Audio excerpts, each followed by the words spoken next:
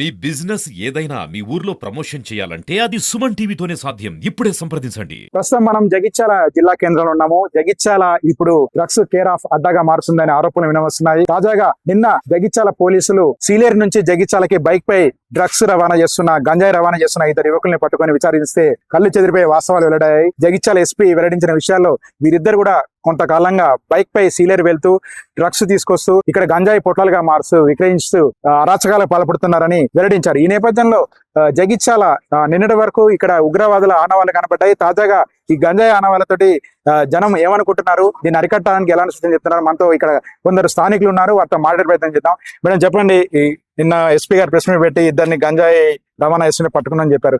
ఎలా చూడవచ్చు జగిత్యాలలో ఇంత ముందు గంజాయి రవాణా జరిగేది మీరు చూసారా? ఎట్లుంది ఇక్కడ పరిస్థితి? ఇది ఎప్పుడు కూడా అంటే అప్పుడప్పుడు ఈ గంజాయి రవాణా జరుగుతున్నది, అమ్మకాలు ఇది కూడా చాలా పిల్లల మీద నుంచి పెద్దల వరకు ప్రభావం చూపుతుంది. ముఖ్యంగా మహిళలు బలవుతున్నారు దీని వల్ల. ఈ మత్తు పదార్థాలకు, డ్రగ్స్ కి, గంజాయికి అలవాటు పడిన వాళ్ళ మీద మత్తులో ఉన్న వాళ్ళ మీద అఘాయిత్యాలకు పాల్పడుతున్నారు.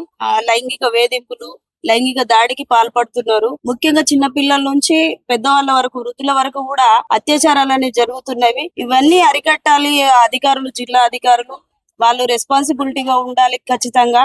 ఎందుకంటే ఇది ఈ తరం యువత రేపటి తరం యువత కూడా పాడైపోతుంది. ఇది ఇక్కడితోనే క్లోజ్ చేయాలని నేను ఐద్వ మహిళా జిల్లా ప్రధాన కార్యదర్శి జగిత్యాల్లో నేను ఈ విధంగా డిమాండ్ చేస్తున్నాను. అన్న మీరు చెప్పండి, ఎట్లుంది పరిస్థితి ఇక్కడ? ఈ డ్రగ్స్ మాఫియా గురించి అరికట్టాలంటే మీరు ఎలాంటి సూచన చేస్తారు? వాస్తవంగా చెప్పుకోవాలంటే ఇప్పుడు కాదు, గత కొన్ని సంవత్సరాల నుంచి జగిత్యాల గంజాయి డ్రగ్స్ ఒక స్థావరంగా మారింది. దీన్ని కొంతమంది ఉపాధిగా భావించి పిల్లలు చదువు మానేసి దాన్ని ఉపాధిగా భావించి జగిత్యాల అవుట్కట్స్ నుంచి వేరే ఆంధ్ర ప్రాంతం నుంచి డ్రగ్స్ తెచ్చి ఇక్కడ అమ్ముతున్నారు. ఇది పోలీసుల దృష్టిలో ఉన్న కూడా వాళ్ళు మైనర్ కావడం వల్ల వారిపై కేసులు పెట్టలేక, వారిని ఏం చేయలేక, ఒకవేళ పెట్టినా కూడా వాళ్ళు మేము చచ్చిపోతామని పోలీసులను బెదిరించిన సంఘటనలు చాలా చాలా జరిగినాయి. ఈ డ్రగ్స్ అనేది యువత అనేది కళాశాలల, స్కూళ్ళల్లో వారు ఒకరి నుండి వాళ్ళ స్నేహితుల నుంచి ఇంకొకరికి సరఫరా చేస్తూ ఒకరికొకరు అలవాటు చేస్తున్నారు. అయితే ముఖ్యంగా మనం చూడాల్సింది దీనిపైన తల్లిదండ్రులు ప్రత్యేక దృష్టి వహించాలి. వారి కొడుకులు ఎటు వాళ్ళు ఏం చేస్తున్నారు, నైట్ పూట 11, 12 దాకా రాకుండా కూడా ఏం చేస్తున్నారు, అలాంటి శ్రద్ధ లేకపోవడం వల్ల యువత పక్కదారి పడుతుంది. అదే విధంగా పోలీసులు కూడా గస్తీ ఎక్కువ చేసి ఎక్కడెక్కడ యువకులు అవుట్ కాస్ట్ లో అడ్డాలు వేస్తున్నారో వాళ్ళని నిర్మూలించాలి. ఈ జగిత్యాల జిల్లాలో, జగిత్యాల పట్టణంలో ఈ విధంగా గంజాయి పైన, డ్రగ్స్ పైన ఇలాంటి కథలు రావడం చాలా బాధాకరమైన విషయము. దీనిపైన పోలీసులు ప్రత్యేకమైన దృష్టి వహించి ఎక్కడ మూలాలు ఉన్నాయి, గంజాయి ఎవరు సప్లై చేస్తున్నారు, వాళ్ళని పట్టుకొని వారిపైన కఠిన చర్యలు తీసుకుంటే దీన్ని నిర్మూలించవచ్చు అని మా అభిప్రాయం. అదే విధంగా గతంలో ఇక్కడ జగిత్యాల అజంగోని చెప్పారు, తర్వాత మొన్న రీసెంట్ గా ఎన్ఐఏ వచ్చి ఉగ్రవాదాలను పట్టుకోవడం జరిగింది. అయితే జగిత్యాల ఉగ్రవాదాలు అడ్డగా మారుతుంది, మళ్ళీ మరొక పంజాబ్ అవుతుంది జగిత్యాల. దీనిపైన యువతను బయటకు పోవాలన్నా, యువతని బయటకు పంపాలన్నా చాలా భయపడాల్సి వస్తున్నది. కావున దీనిపైన అందరు దృష్టి వహించి గంజాయి నిర్మూలిస్తేనే యువత రేపటి భవిష్యత్తు, కాబట్టి వారి భవిష్యత్తు మనం కాపాడే వాళ్ళం అవుతాము. దీనికి చాలా మధ్యతరగతి కుటుంబాలు, కింది స్థాయి కుటుంబాలు ఈ గంజాయికి బారిన పడి వారి జీవితాన్ని ఖరాబ్ చేసుకుంటారు. మీరు చెప్పండి, ఎట్లుంది పరిస్థితి? ఇప్పుడు ఈ వారం రోజులుగా జగిత్యాల రాష్ట్రంలో పెద్ద హాట్ టాపిక్ గా మారుతా ఉంది. యువకులు బైక్ మీద వెళ్ళి తీసుకురావడం, ఇక్కడ అమ్మటం, ఇదంతా చూస్తా ఉంటే మీకు ఒక యూత్ లీడర్ గా ఏమనిపిస్తాం?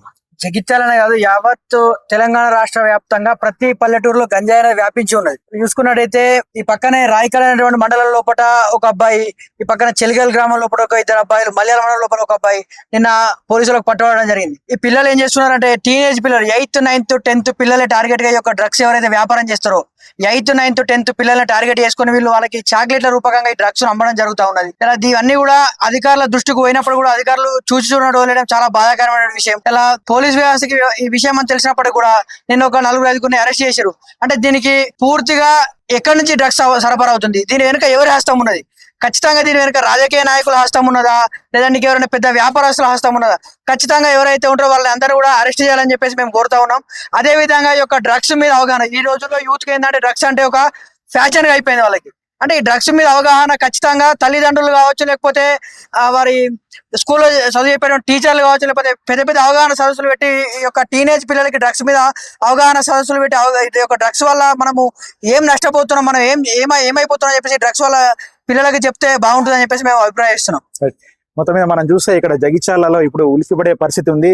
నిన్నటి వరకు ఇక్కడ ఉగ్రవాద మూలాలు ఉన్నాయని అందరూ భావించారు. అయితే తాజాగా ఈ గంజాయి మూలాలు యువత గంజాయిని సీలేరు ప్రాంతం ఆంధ్ర సరిహద్దులోకి వెళ్ళి తెచ్చుకొని ఇక్కడ పొట్లాలుగా చేసి అమ్ముతున్న వైనం పోలీసుల విచారణ వెల్లడి కావడం, 3 యువకులను పోలీసులు అరెస్ట్ చేయడం కూడా ఇప్పుడు సంచలనంగా మారుతా ఉంది.